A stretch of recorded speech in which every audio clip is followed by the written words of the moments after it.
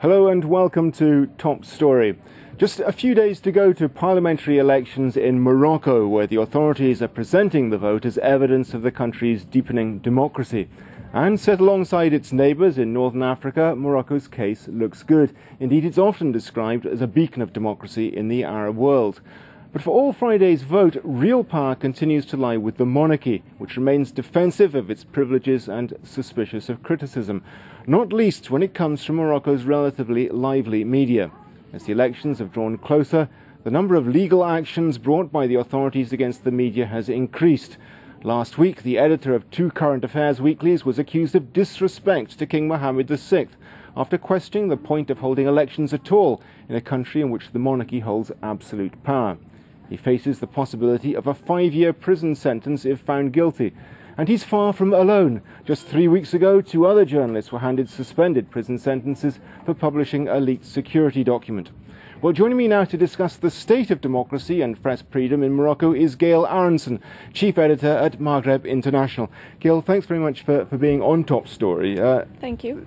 Ahmed Ben Shemsi, as the editor of the weekly French-language Tel Quel magazine and its Arab counterpart Nishan, he's charged with showing disrespect to the king. At a time when the authorities are boasting about the development of democracy in Morocco, it doesn't look very good, does it? Well, Robert, I think this is directly linked to the political situation currently going on in Morocco.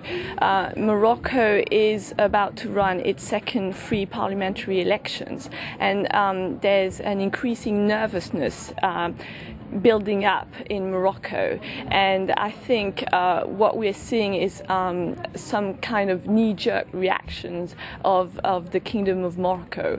Indeed, they have come forward with a lot of democratization, principles, measures, but in this time of special sensitivity, if you like, old habits die hard.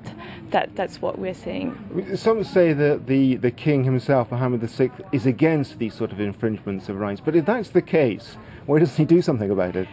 Well, I mean, there's the king, and then you have the institution of the monarchy, and in what actually constitutes Morocco today is the kingdom, if you like, the territorial integrity, the monarchy, and religion. And the monarchy is one of those sacred pillars. So whenever you're going to have someone, if you like, touching on those sacred pillar, you're going to have this kind of knee-jerk reaction. How strong is the establishment around the monarchy? It is very strong. You've got notaries in the countryside in particular who remain very much the basis of the system. So it is very strong.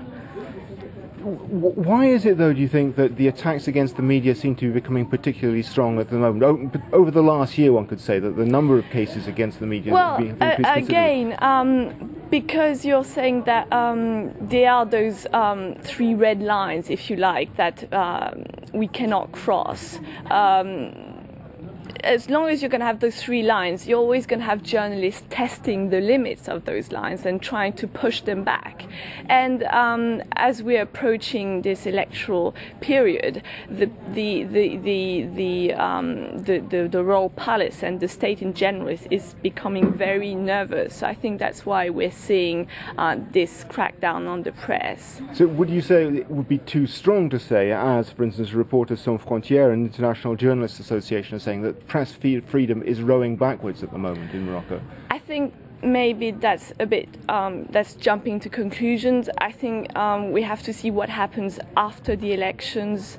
You have to remember, you have to bear in mind that Morocco has come a long way. I mean, it wasn't so long ago that the army was actually attempting to topple the king. So a lot of changes have happened in Morocco over the last years. I mean, for instance, Interior Minister Driss Basri, he was fired as soon as King King Mohammed VI came to power. King Mohammed VI married a woman who had not any official connection to the ruling elite. In the last 2 years, we've seen the closing down of the famous Tazmamart prison, which was, a center for torture.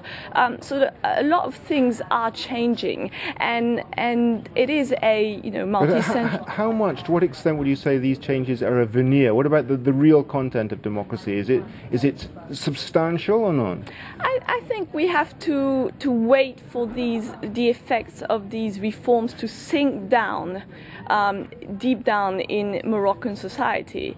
But you're right, it is very new still and fragile. I mean, I think 74%, if I'm not mistaken, of women in the rural areas remain illiterate. So there's still a lot of deep down work that remains to be done. But and where does the balance of power lie? Pretty strongly with the monarchy, I guess, yes. in the relationship with Parliament.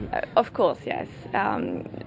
Today, monarchy has all the power. The king wields the power. So he decides how much democracy there should be in the country. He can yes. give it and he can take it away if he wants exactly. to. I mean, that's the whole interest of these elections. We're going to see whether the PJD is indeed or not going to. This is the Islamic Justice and Development Party. The moderate Islamists, yeah. Whether they are indeed or not going to get ministry portfolios in the government that is to be formed. They do seem to be doing well in the polls.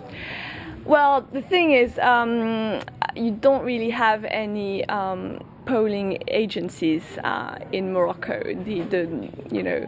That remains quite a taboo subject. So people say they might get 60 seats, but other people say 80 seats. So it will, but they're definitely. But their influence is certainly growing, isn't it? Their influence is certainly growing because they've been doing a lot of social work with the poor Moroccans, and that has indeed touched a large part of Moroccan society. And how much does it alarm the establishment that an Islamist party, albeit a moderate one, is doing apparently so well? I think it alarmed them maybe 2 years ago, but if you've been following what the PJD has been saying since, they do not want to be coined the Islamists. That their whole work over the last year has been to soften their image and to really say we are not a religious party.